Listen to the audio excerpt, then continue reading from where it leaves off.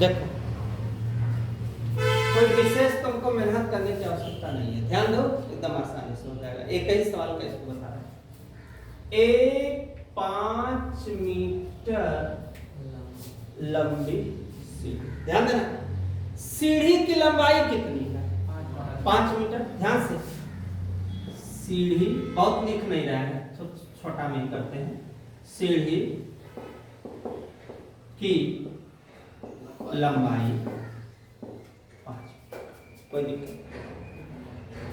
दीवार के सहारे झुकी है, देखो मान लो ये क्या है? दीवार। जब सीढ़ी लगाएंगे तो ऐसे ही लगाएंगे ना बेटा? ये हो गया क्या? सीढ़ी। कोई दिक्कत, दीवार के सहारे झुकी। ये सीढ़ी से और दीवार के बीच की क्या हो गई? ये मैंने माना ए बी सीढ़ी है, ये क्या? कोई दिक्कत। सीढ़ी की लंबाई 5, कोई दिक्कत? कोई दिक्कत नहीं।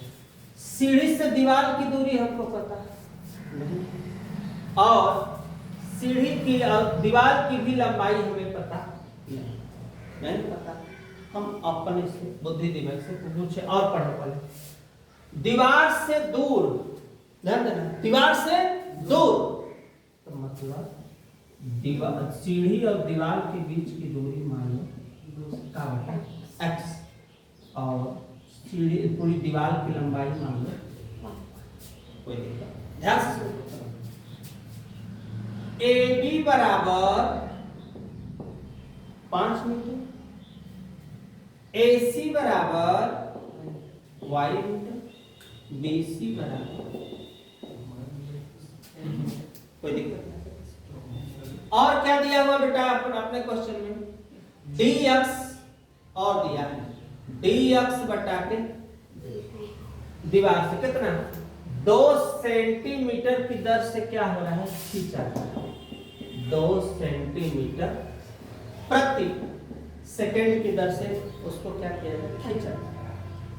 दीवार पर इसकी ऊंचाई, जब दीवार पे सीढ़ी लगी है बाबू, तो उसको तुम नीचे से ऐसे करोगे, खींचोगे, तो दीवार से उसकी ऊंचाई और कहां होगी? नीचे होगी, घटेगी। और वही कह रहा है कि इसकी ऊंचाई किस दर से क्या हो रही है? घट रही है, जबकि सीढ़ी के नीचे का सिरा दीवार से कितना? 4 मीटर क्या है? दूर है। दीवार से कै मीटर दूर है? मतलब x बराबर 4 मीटर 4। कोई दिक्कत यहाँ तक किसी को समझ में आ गई बात? यहाँ तक आप पाइथागोरस प्रमेय में सूत्र होता है कौन स्क्वायर बराबर लंब स्क्वायर प्लस आधार पर स्क्वायर। कोई दिक्कत नहीं। ये बाबू कौन का मान कितना? 5 पे होगा, लंब y पे स्क्वायर, आधार मतलब x, पहले x पे लिख लो, उसके बाद 50 अभी बात समझो पहले, अभी बात समझो पहले कैसे लगेगा। अभी इसको 100 मत लिखो, अभी मैं चुपचाप कर लेता हूं। 25 y स्क्वायर। अच्छा ये बताओ प्लस आएगा तो क्या होगा? बराबर वर्गमूल लोगे तो y बराबर 25 माइनस, कोई दिक्कत नहीं, 25 माइनस x। बात समझना, y बराबर कणी में 25 माइनस एक्स स्क्वायर। किसके वजह से? समय के सापेक्ष, t के सापेक्ष क्या करने को? अवकलन, अवकलन, t के सापेक्ष अवकलन।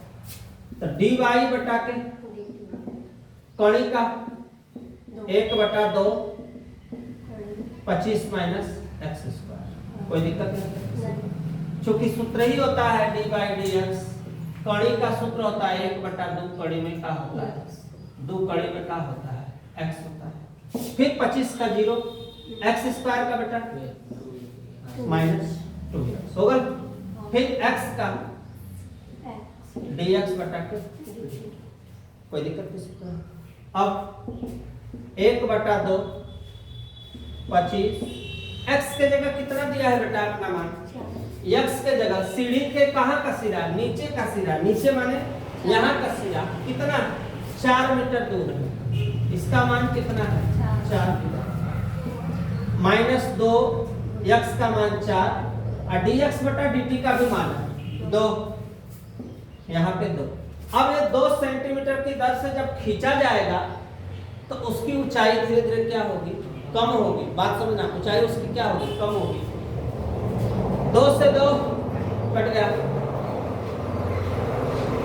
4 चौके 16, 4 गुना के 8, -8, 25 में से 16 जाएगा 9, 9 का वर्गमूल बाबू 9 का वर्गमूल 3। कोई दिक्कत यहाँ तक किसी को? किसके बराबर आया, dy बटा dt बराबर -8/3 सेंटीमीटर प्रति सेकेंड। यही तुम्हारा क्या हुआ, आंसर हो गया।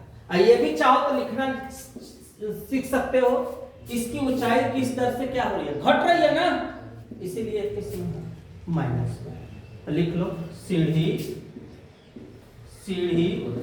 की ऊंचाई, सीढ़ी की ऊंचाई 8/3 सेंटीमीटर प्रति सेकेंड की दर से क्या हो रही है, घट रही है।